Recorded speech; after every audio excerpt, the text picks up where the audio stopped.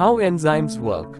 Enzymes are proteins that speed up chemical reactions in the cell. A special region on the enzyme, called the active site, has a shape that fits with specific substrate molecules. An enzyme works by binding to one or more specific molecules called reactants, or substrates. Binding occurs at the active site. The enzyme and substrates form an enzyme-substrate complex.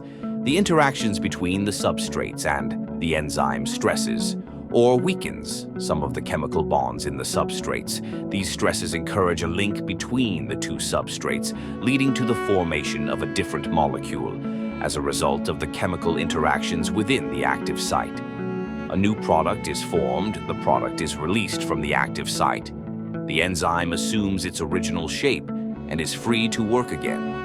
Although this reaction has specifically illustrated the formation of a single product from two substrate molecules, other enzymes catalyze the formation of two products from a single substrate.